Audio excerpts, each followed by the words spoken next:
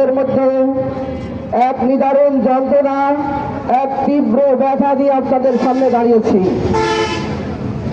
আমরা সবাই জানি বাংলাদেশের মানুষ একটি মুক্ত পরিবেশে যখন বিজয় দিবস উদযাপনে প্রস্তুতি নিচ্ছিল, ঠিক তারই প্রাক্কালে গত 12ই ডিসেম্বর নির্বাচনী প্রচারণা শেষ করে আসার সময় একজন সাধারণ প্রার্থী, যিনি হেভিওয়েট প্রার্থী নন, যার বিশাল পোর্টফোলিও নাই, এমন একজন মানুষ শরীফ ওসমান হাদী ভাইকে সন্ত্রাসীরা গুলি করে তীব্রভাবে আহত করে। তখন থেকেই শুরু করে আপনারা জানেন যে ইনকিলাব মঞ্চ একটি কালচারাল ফ্রন্ট, একটি সাংস্কৃতিক আন্দোলনের নাম। এই শরীফ ওসমান হাদীকে আমরা হয়তো বাস্তবে সরাসরি এখানে কেউ দেখি নাই, কিন্তু আমাদের বুকে আজ তার জন্য তীব্র ভালোবাসা তৈরি হয়েছে। প্রিয় ভাইরা, শুধু আমাদের বুকেই নয়, সারা বাংলাদেশের আনাচে কানাচে, সারা পৃথিবীর প্রত্যন্ত এলাকায় শরীফ ওসমান হাদী আজ মুক্তির এক নাম।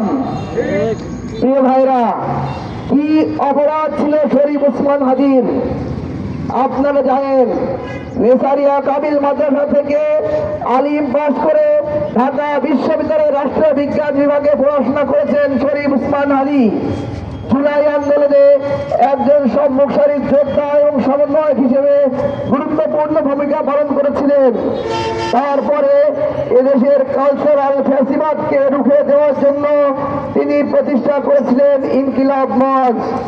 এই ইনকিলাব মঞ্চ এদেশের মানুষের প্রকৃত চেতনা, ফ্যাসিবাদের বিরুদ্ধে প্রকৃত চেতনা, স্বাধীনতার প্রকৃত চেতনা, সেই চেতনাকে তার কর্মকাণ্ডের মাধ্যমে, তার কথার মাধ্যমে, তার ক্ষুরধার যুক্তির মাধ্যমে তুলে ধরেছে। কিন্তু আমরা দেখতে পাই যে এই নিরপরাধ একজন মানুষকে, সত্যবাদী, ন্যায়নিষ্ঠ, বলিষ্ঠবাসী একজন মানুষকে কেন হত্যা করা হলো? আমরা জানি যে তার বিশাল কোনো দল নাই, তার বিশাল কোনো গোষ্ঠী নাই, কিন্তু তিনি একজন মানুষ, তিনি গোটা বাংলাদেশের একটি কণ্ঠস্বর। এই কণ্ঠস্বরকে নিভিয়ে দিতে, এদেশের স্বাধীনতার সূর্যকে অস্তমিত করার জন্য আপনারা জানেন যে 1831 সালের 19 নভেম্বর যেভাবে তিতুমীরকে হত্যা করা হয়েছিল। তিতুমীরকে কেন হত্যা করা হয়েছিল? তিতুমীরকে হত্যা করা হয়েছিল ব্রিটিশদের বিরুদ্ধে আন্দোলন এবং এদেশে যে অনুগত জমিদার শ্রেণী ছিল তাদের বিরুদ্ধে তিতুমীর কথা বলেছিলেন। ঠিক ওসমান হাদী এদেশে যারা ফ্যাসিস্ট লালন করে চিন্তায়, মনে, কাজে এবং চরিত্রে, তাদের বিরুদ্ধে কথা বলেছিলেন। আপনারা জানেন, রাজনীতিতে শত্রু মিত্র আছে। ওসমান হাদী সত্যিকার অর্থে বাংলাদেশের শত্রু যে দিল্লি, এই দিল্লিকে চিনতে পেরেছিলেন। এর মাধ্যমেই তিনি তার চিন্তা, চেতনা এবং বক্তব্য প্রত্যেকটি জায়গায় দিল্লির আধিপত্যবাদ বিরুদ্ধে কথা বলেছেন। এই কথা দিল্লির আধিপত্যবাদী শক্তির সহ্য হয় নাই। এই কারণেই ওসমান হাদী ভাইকে হত্যা করা হয়েছে। আজ আমি আপনাদের জানাতে চাই, এই ওসমান হাদী ভাই লোকান্তরে গিয়েছেন, আল্লাহ তাকে নিয়ে গিয়েছেন। আমরা কি ঘরে উঠে থাকবো? আমরা সারা বাংলাদেশের মানুষের সাথে, আমরা এদেশ থেকে ফ্যাসিবাদের শেষ রক্তবিন্দু বিদায় না পর্যন্ত আপনারা কি লড়ে যেতে রাজি আছেন?